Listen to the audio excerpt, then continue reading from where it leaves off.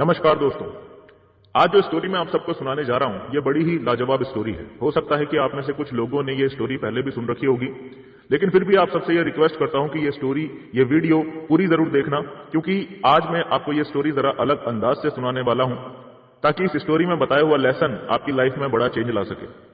दोस्तों, कुछ लोग हमेशा इंतजार ही करते रहते हैं, परिस्थितियों के आदर्श होने का इंतजार करते रहते हैं कुछ लोग हमेशा, और इस इंतजार के चक्कर में वो अपनी लाइफ में आने वाले मौकों को छोड़ते चले जाते हैं और ऐसा करने से उनकी लाइफ पहले से भी और ज्यादा बदतर होती चली जाती है। इंतजार करते रहने के चक्कर में वो जिंदगी भर कष्ट भोगते रहते हैं, लेकिन उनके दुख भरे दिन कभी खत्म नहीं होते। हमें अपनी लाइफ कैसे जीनी चाहिए, आइए जानते हैं इस स्टोरी के माध्यम से। इस कहानी में दो गधे हैं। इनमें से एक गधा तो बुद्धिमान निकलता है, लेकिन दूसरा गधा यह साबित कर देता है कि मैं गधा ही हूं, मुझे गधा बना के सही किया भगवान ने। इस कहानी का क्रक्स मैं आपको पहले ही बता देता हूं। इस कहानी का क्रक्स यह है कि कुछ लोग हमेशा परिस्थितियों के आदर्श होने का इंतजार करते रहते हैं और दिन में सपने देखते रहते हैं, ख्याली पुलाव पकाते रहते हैं, और उनकी जिंदगी उन्हीं के डिसीजंस और सोच की वजह से बदतर से भी बदतर होती चली जाती है। तो एक बार की बात है, दो गधे थे और उन दोनों गधों का एक ही मालिक था। अब उनका जो मालिक था वो बड़ा ही खतरनाक था, मतलब वो बड़ा अत्याचार करता था उन दो गधों पर। दिन भर उनसे काम करवाता था, 12-12 घंटा दिन भर उनके ऊपर भारी भारी सामान लादकर दिन भर उनसे मेहनत करवाता था, और खाने के लिए उनको कुछ ठीक से देता भी नहीं था।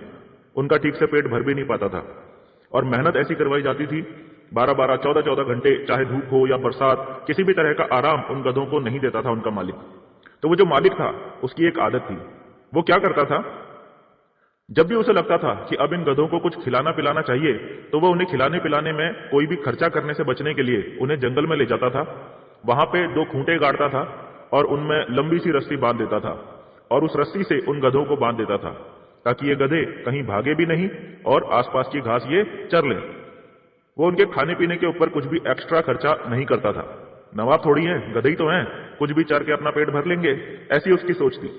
लेकिन काम उनसे बहुत ही भयंकर करवाता था।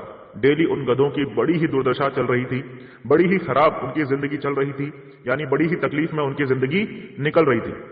लेकिन जिंदगी मौका देती है दोस्त, जिंदगी हर किसी को मौका जरूर देती है, लेकिन कुछ लोग उस मौके को पहचानते नहीं है और उस मौके को लात मार देते हैं, और कुछ लोग उस मौके को पहचान कर अपनी जिंदगी सुधार लेते हैं।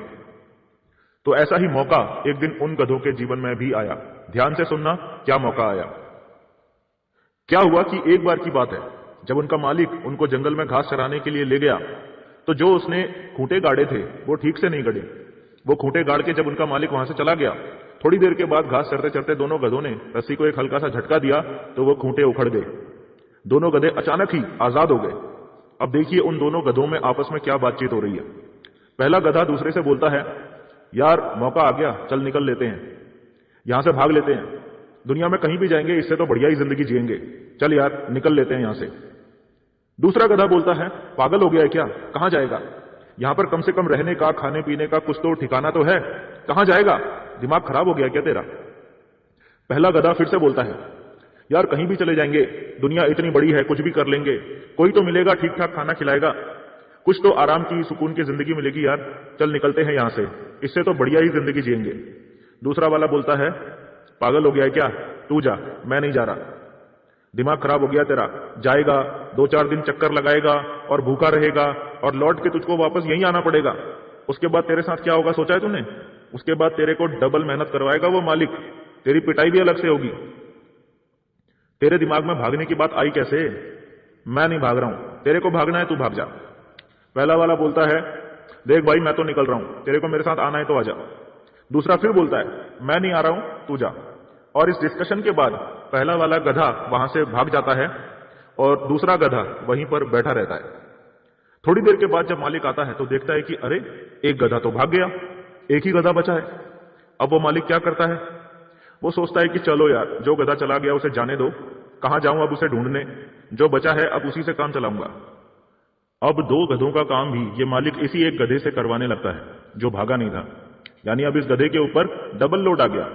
खाने पीने के लिए कोई एक्स्ट्रा सुविधा तो मिली नहीं, लेकिन मेहनत डबल करनी पड़ रही थी अब इस गधे को। अब यहां से ध्यान से समझना, ये गधा अभी भी अपने मन को तसल्ली देने में लगा हुआ है कि यार चलो कोई बात नहीं, डबल मेहनत करनी पड़ रही है तो कोई बात नहीं, उसका तो पता नहीं क्या हुआ होगा, वो तो शायद अब तक मर भी गया होगा, मैं कम से कम जिंदा तो हूं। अब इस तरीके से इस गधे की जिंदगी चलती रहती है। देखते देखते 2 साल बीत जाते हैं। 2 साल बीतने के बाद जो गधा भागा नहीं था, उसकी जिंदगी और भी ज्यादा बदतर हो गई होती है। ये और ज्यादा दुबला पतला हो गया होता है, मरने की हालत में आ गया होता है।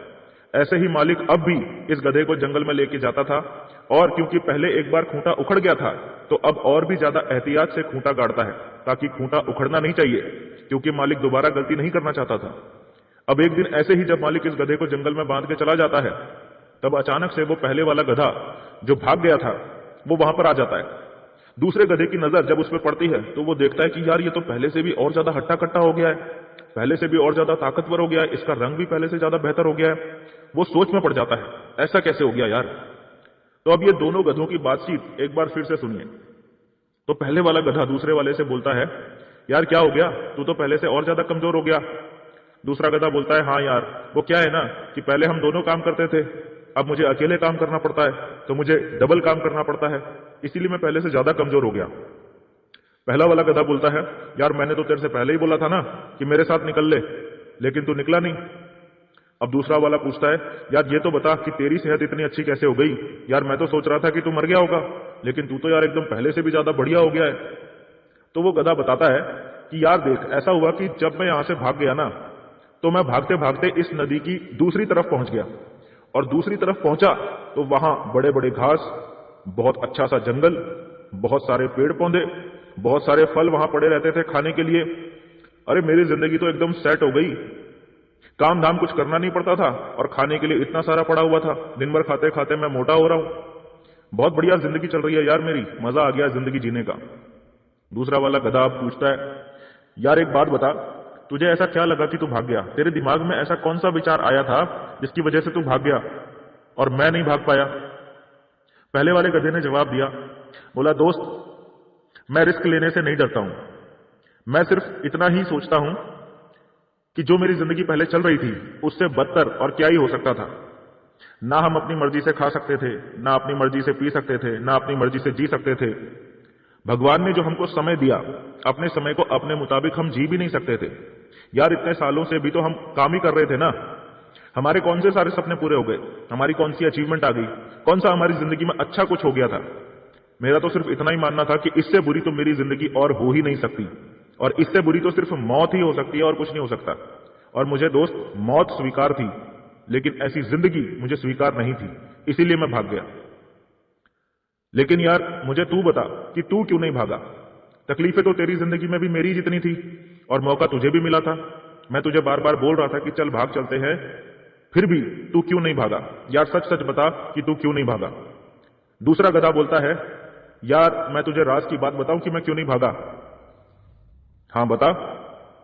यार ऐसा है कि हमारा जो मालिक है ना, हाँ है, उसकी एक बेटी भी है। हाँ है। तो यार बात दरअसल ये है कि मालिक की जो बेटी है ना, वो पढ़ने लिखने में बिल्कुल अच्छी नहीं है, और इस बात के लिए उसकी रोज पिटाई भी होती है।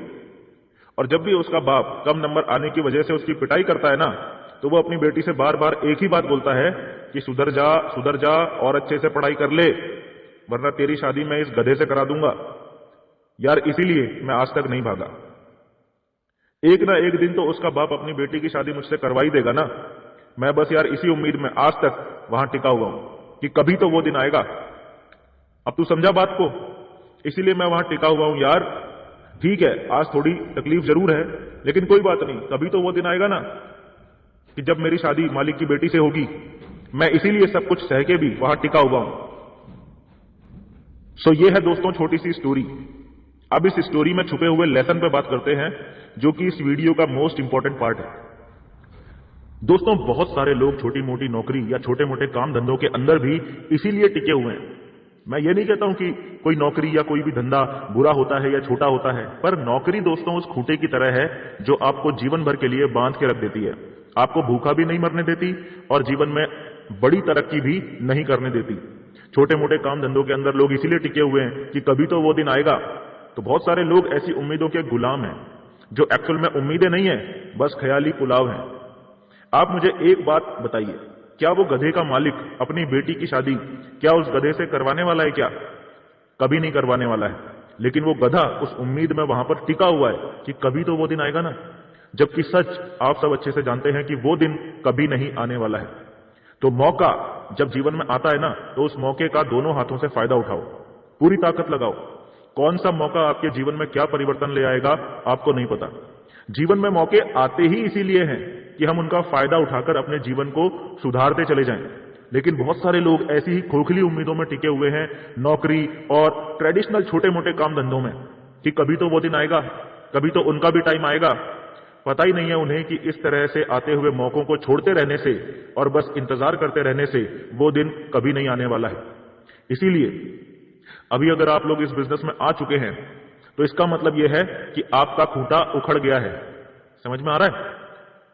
अगर आप इस बिजनेस में हैं तो इसका मतलब आपका भी खूंटा उखड़ चुका है, यानी आपको भी एक मौका मिल चुका है अपनी जिंदगी को पूरी तरीके से चेंज कर देने का। अब आप आजाद हो चुके हो। अब वहीं पर पड़े मत रहो, उसी जिंदगी में, उसी छोटी सी जिंदगी में पड़े मत रहो। निकलो वहां से बाहर। झूठी उम्मीदों में मत जियो।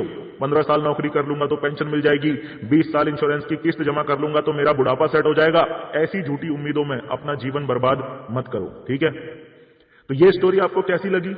इस स्टोरी पे अपनी राय जरूर दीजिए और मिलते हैं आप सबसे नेक्स्ट वीडियो में। तब तक के लिए दोस्तों, thank you and wish you all the best.